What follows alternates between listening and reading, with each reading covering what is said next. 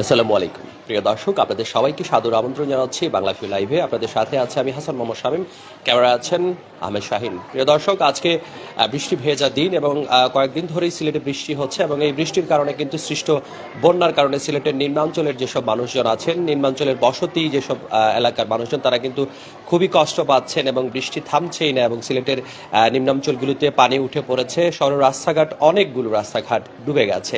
এর মধ্যে আরেকটি খারাপ খবর যেটি আপনাদের সাথে এই মুহূর্তে শেয়ার করার জন্য আমরা লাইভে সংযুক্ত হয়েছি।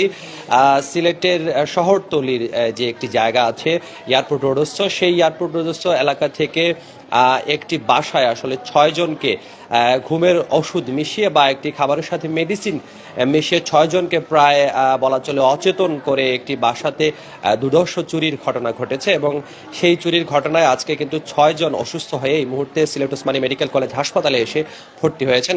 আমরাও কিন্তু এই জায়গাটিতে চলে এসেছি। সিলেট ওসমানী মেডিকেল কলেজের হাসপাতালে এই মুহূর্তে আমরা আছি এবং সঙ্গত কারণে আসলে যারা অসুস্থ তাদেরকে দেখাচ্ছি না, একটু জানার চেষ্টা করব আসলে ঠিক কি ঘটেছিল আপনাদের এলাকার মধ্যে, ঠিক কি ঘটেছিল গতকাল রাতে। আমি যখন টেলিফোন পাই তখন আমাকে আমার বাগনির জামাই রনি টেলিফোন দিয়ে বলে যে মামা বাসা চুরি হয়েছে। ওর কথাবার্তা যেমন এলোমেলো ভাব লাগলো, তখন আমি বললাম যে বাসায় অন্য কাউকে দেও, তোমার কথাবার্তা বোঝা যাইতেছে না। তখন সে বলল যে শুধু এটাই চুরি হয়েছে, তাড়াতাড়ি আসে। তখন দৌড়ে গেলাম বাসাতে, যে দেখি যে গেটের মধ্যে তালা লাগানো। তখন ডাক দিলাম যে বাসায় এই রনি বা রিনি দরজাটা খুলো। তোরা বললো যে আসতেছি। তখন দেখা যায় যে রনি ধীরে ধীরে বাইরেতেছে, তার তেমন একটা শারীরিক অবস্থা ভালো নয়। তখন সে বমি বমি ভাব করতেছে। তখন আমি বললাম যে তুমি গেটটা খুলো। সে কোনো একরকম গেটটা খুলে দিল। তারপরে আমি ভিতরে গেলাম, তখন আমার বোনের জামাইয়ের সাথে দেখা হইলো। উনি বললেন যে বাসাটা চুরি হয়ে গেছে। যে কীভাবে হয়েছে এটা আমাকে সে ফোন দিছিল 8:45-এ। আজকে সকালকে 8:45-এ ফোন দেয়। তখন আমি ওই ঘটনাগুলো দেখি যে গ্রিলের পাশ দিয়ে একটা রড এই ভেঙে ফেলেছে, ওইটা আবার নিচে ফেলা আছে। পরবর্তীতে দেখলাম যে ঘরের রুমের মধ্যে 5 জন মহিলা, ওনারা আমার আত্মীয়, ওনারা এক একজন বমি করতেছে। দ্রুত আমি এটা এয়ারপোর্ট থানা অফিসার ইনচার্জ জনাব খান মোহাম্মদ জাকির সাহেবকে জানাই। উনি বলেন যে ওনাদেরকে আগে চিকিৎসা করান, যেহেতু চিকিৎসা জরুরি আপনি যেভাবে বলতেছেন। পরে আমি 999-এও ফোন দিলাম, ওনারা বললেন যে চিকিৎসা করান। পরবর্তীতে আমি একটা গাড়ি ডেকে আনলাম এবং আমার বড় ভাইকে ডাকলাম।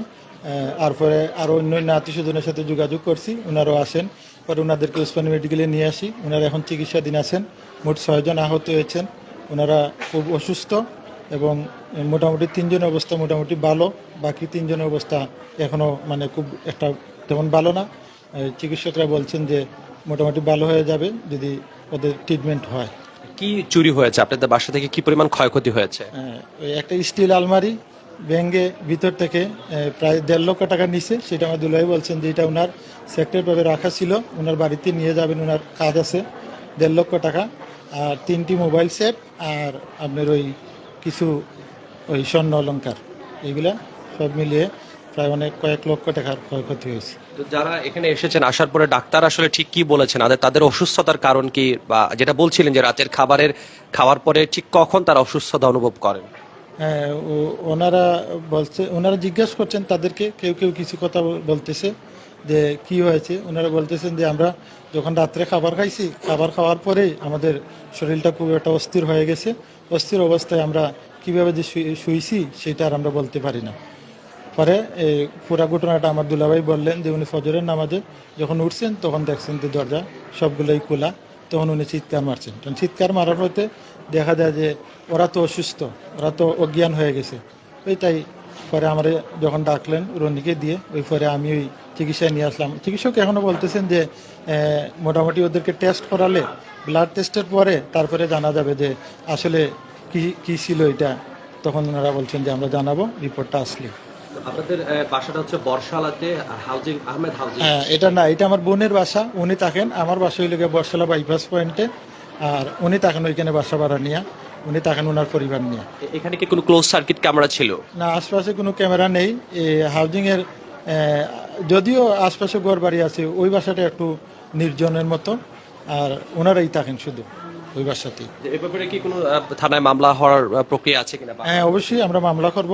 আমরা চিকিৎসা শেষে পরামর্শ করে অবশ্যই আমরা একটা মামলা দিব, যেহেতু মামলা অবশ্যই আমাদের জরুরি, যেহেতু আমাদের ক্ষয়ক্ষতি হয়েছে আমরা তো আইনতভাবে ব্যবস্থা নিতেই পারি আর নিব অবশ্যই। ধন্যবাদ আপনাকে। দর্শক, যেটা শুনছিলাম বর্ষালা আহমেদ হাউজিং স্টেট, আমরা কথা বলছিলাম আহমেদ হোসেনের সাথে এবং তিনি জানাচ্ছিলেন আসলে ঠিক কী ধরনের দুর্ঘটনা তাদের যে পরিবার, তাদের বোনের পরিবারের সাথে এই ঘটনাটি সংঘটিত হয়েছে। এবং এই মুহূর্তে আমরা যেখানে আছি সিলেট উসমানী মেডিকেল কলেজ হাসপাতালে, এবং উসমানী মেডিকেল কলেজ হাসপাতালে এই মুহূর্তে তারা কিন্তু চিকিৎসা নিচ্ছেন। চিকিৎসকরা বলেছেন আপাতত তারা শঙ্কামুক্ত, এবং শঙ্কামুক্ত অবস্থাতেই তারা কথা বলার চেষ্টা করছেন। আসলে এখনো পর্যন্ত আসলে তারা সেইভাবে কথা বলতে পারছেন না এবং পুরো ঘটনাটি জানাতে পারছেন না। এবং যেটা ধারণা করা হচ্ছে যে আসলে ঘুমের ওষুধ মিশিয়ে রাখা হয়েছিল রাতের খাবারের সাথে, এবং সেই খাবার খাওয়ার পরেই কিন্তু তারা সবাই অসুস্থ হয়ে পড়েন এবং পরবর্তীতে এই ধরনের একটি চুরি সংঘটিত হয়। দর্শক, বৃষ্টি এবং বন্যার কারণে যখন পুরো সিলেটই বিপর্যস্ত, তখন এই ধরনের ঘটনা, সেই ঘটনায় কিন্তু নানাভাবেই মানুষজন ক্ষতিগ্রস্ত হচ্ছেন। সে কারণে আসলে সবাইকে সতর্ক থাকা উচিত, সাবধান থাকা উচিত, কারণ এই ধরনের ঘটনা ক্রমেই কিন্তু বেড়েই চলেছে। দর্শক, আমরা আপনাদেরকে জানানোর চেষ্টা করছিলাম একই পরিবারের 6 জন তারা অসুস্থ হয়ে হাসপাতালে এসেছেন, তাদের বাসায় চুরি সংঘটিত হয়েছে। সেই ঘটনার খবর সিলেট উসমানী মেডিকেল কলেজ হাসপাতাল থেকে আমরা আপনাদের সাথে এভাবে আবারও সংযুক্ত হব, জানানোর চেষ্টা করব সিলেটের সর্বশেষ সব খবর। সে পর্যন্ত সবাই ভালো থাকুন, সুস্থ থাকুন। লাইভটি ভালো লাগলে অবশ্যই শেয়ার করতে ভুলবেন না। খোদা হাফেজ।